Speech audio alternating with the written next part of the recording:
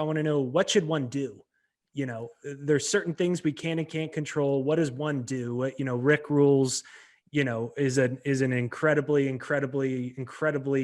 wealthy, intelligent, successful guy that knows what's going on. You can talk forever about eloquent ways to explain how bad it is, but what do I do right now? What should I be doing? 5 things.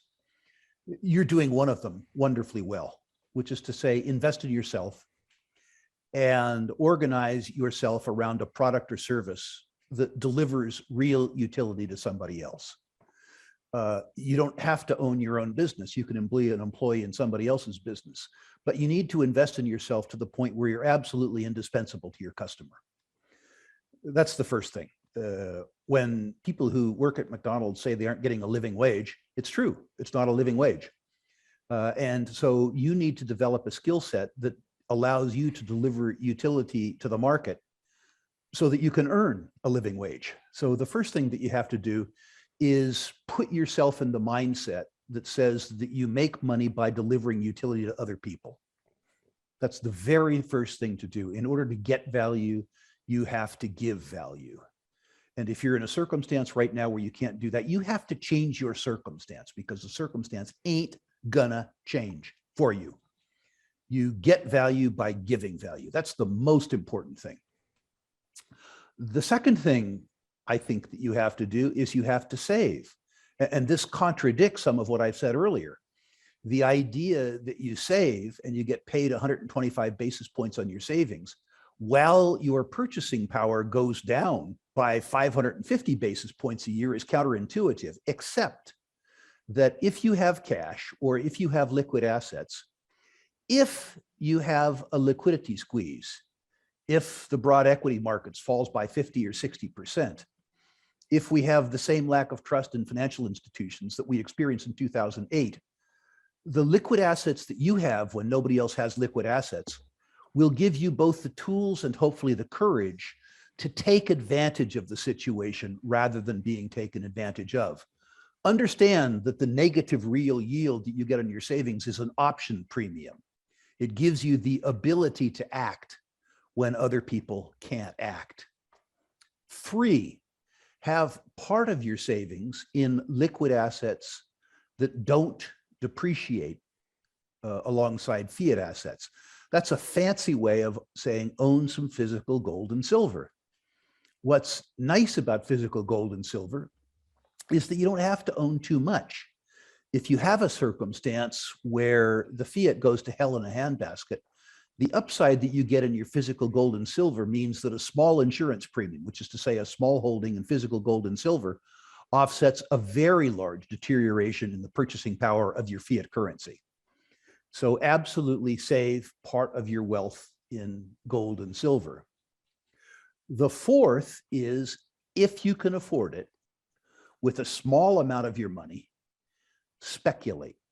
Give yourself the ability, if you can afford to lose it, to participate in asset classes that are so deeply out of favor that when they return to favor, you can enjoy 10-fold or 15-fold internal rates of return. Don't employ this strategy with money that you can't afford to lose half of.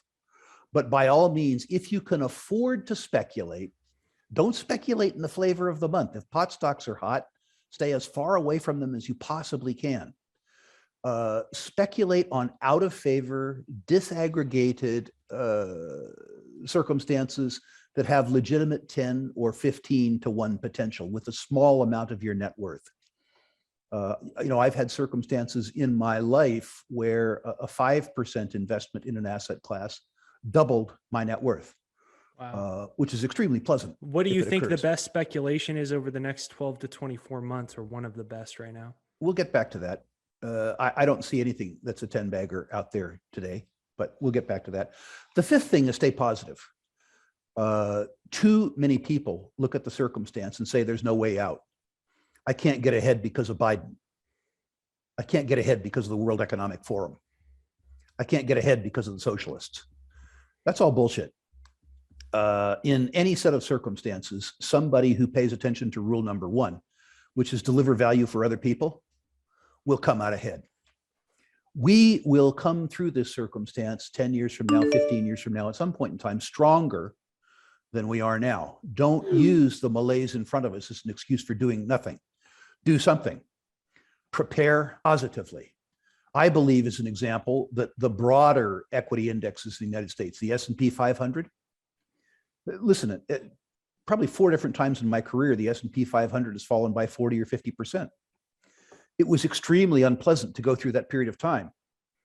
But when you look at a chart of the S&P 500 going back 60 years, you almost can't see those 50% declines.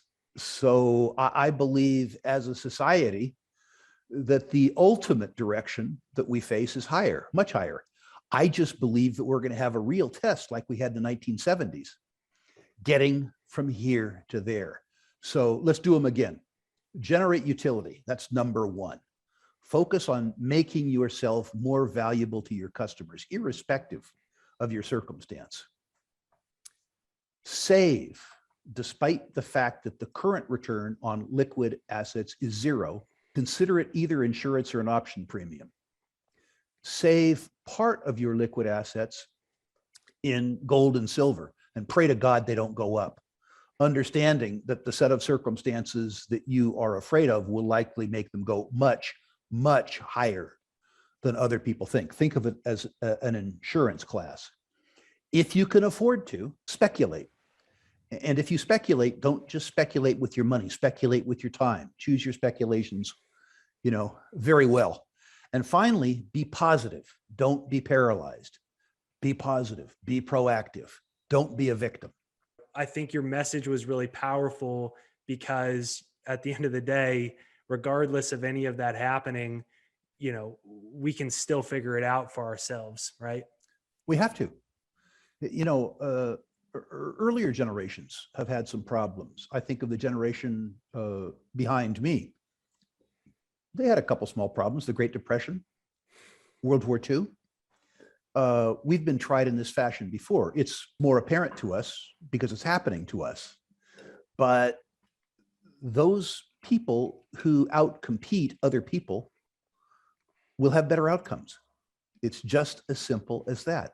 People who outcompete other people who generate more utility for other people, will do better than the people who don't. The great tragedy, I think, of the quote Commonwealth is that we're training people not to be better than other people, not to live up to their own potential, to be victims, to be beneficiaries. You get what you pay for, Jake. If you pay for somebody to be an uneducated dolt, some of them will choose to be uneducated dolts. I'm tempted to say they'll get what they deserve, good and hard, but I actually don't feel that way. I think in some senses, society is manufacturing uneducated, lazy dolts. And I think that's very tragic.